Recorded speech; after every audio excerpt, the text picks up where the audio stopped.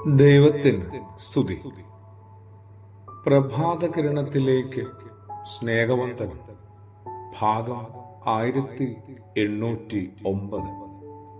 ഇന്ന് ഡിസംബർ മാസം 13-ാം തീയതി 348-ാമത്തെ ദിവസത്തിലെത്തി. ക്രിസ്തുമസിന്റെ വിചാരങ്ങളിലൂടെ ഓരോരുത്തരും ഡിസംബർ നാളിൽ സഞ്ചരിക്കുകയാണ്. സ്വാഭാവികമായും സുവിശേഷത്തിലൂടെയും നമ്മൾ കാര്യമായും ധ്യാനപൂർവം കടന്നും നടന്നും പോകുന്നുണ്ട്. തിരുപ്പിറവിയുമായി ബന്ധപ്പെട്ട വിവരങ്ങളിൽ വിശുദ്ധനായ മത്തായി ശ്ലീഹ ആവർത്തിക്കുന്ന പദമാണ് സ്വപ്നം. ദൈവപുത്രന്റെ വളർത്തുപിതാവാകാൻ തെരഞ്ഞെടുക്കപ്പെട്ട യൗസേപ്പിന്റെ ജീവിതം പറയുന്നിടത്താണ് ഈ വാക്ക് ആവർത്തിക്കപ്പെടുന്നത്. യൗസേപ്പിന്റെ തീരുമാനങ്ങൾക്കെല്ലാം പിന്നില് സ്വപ്നങ്ങളിലൂടെ ലഭിക്കുന്ന മുന്നറിയിപ്പുകളുണ്ട്.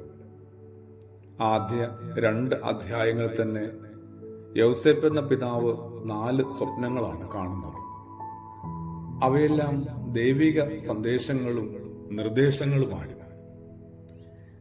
സ്വപ്നങ്ങളെക്കുറിച്ച് പ്രശസ്ത മനഃശാസ്ത്രജ്ഞനായ സിഗ്മണ്ട് ഫ്രോയിഡ് ഏറെ പറഞ്ഞിട്ടുണ്ട്, എഴുതിയിട്ടുണ്ട്, വ്യാഖ്യാനിച്ചിട്ടുണ്ട്. ഉണർന്നിരിക്കുന്ന വേളകളിൽ ബോധമനസ്സിലുണ്ടാകുന്ന അനുഭവങ്ങളും വികാര വിചാരങ്ങളും സഫലമാകാത്ത ആഗ്രഹങ്ങളും എല്ലാം ചേർന്ന് സൃഷ്ടിക്കുന്ന നിഴൽ നാടകങ്ങളാണ് സ്വപ്നങ്ങളെന്നും അദ്ദേഹം പറയുന്നുണ്ട്. മനസ്സിന്റെ ഭാവവ്യത്യാസങ്ങൾ സ്വപ്നങ്ങളിൽ പ്രതിഫലിക്കുമെന്നും അസ്വസ്ഥമായ മനസ്സോടെയാണ് ഉറങ്ങുന്നതെങ്കിൽ പേടിപ്പെടുത്തുന്ന സ്വപ്നങ്ങൾ കണ്ട് ഉണരാൻ സാധ്യത ഏറെയാണ്. സന്തോഷത്തോടുകൂടിയാണ് ഉറങ്ങാൻ കിടക്കുന്നതെങ്കിൽ നല്ല സ്വപ്നങ്ങൾ ഉണ്ടാകാൻ സാധ്യതയുണ്ട്. ഒരാളുടെ പകൽ എങ്ങനെയുണ്ടായിരുന്നു എന്നറിയണമെങ്കിൽ അയാളുടെ രാത്രി സ്വപ്നങ്ങൾ വിശകലനം ചെയ്താൽ മതിയെന്നും ഫ്രോയിഡ് പഠിപ്പിക്കുന്നുണ്ട്. ഇങ്ങനെയൊന്ന് ചിന്തിച്ചു പോയാല് ഭാര്യയാകേണ്ട പെൺകുട്ടി താനറിയാതെ ഗർഭിണിയായെന്ന ആ വലിയ ദുരിത വാർത്തയറിഞ്ഞ നിമിഷം മുതൽ യൗസേപ്പിന്റെ ഉറക്കം നഷ്ടപ്പെടേണ്ടതാണ്.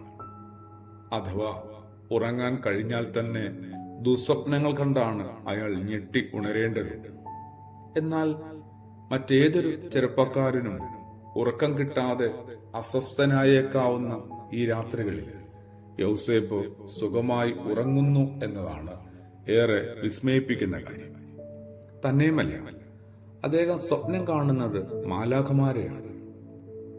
ശ്രവിക്കുന്നതത്രയും സ്വർഗീയ സ്വരങ്ങളുമാണ്. കാരണം തിരയുമ്പോൾ നമ്മുടെ കണ്ണുകൾ ശുദ്ധനായ മത്തായി ശ്ലീഹായുടെ സുവിശേഷം 1-ാം അധ്യായത്തിലെ 20-ാമത്തെ വചനത്തിൽ എത്തുന്നുണ്ട്.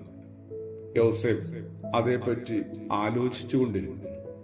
എന്ത് തരം ആലോചനയായിരുന്നു? ആരോടായിരുന്നു അദ്ദേഹം ആലോചിച്ചുകൊണ്ടിരുന്നത്?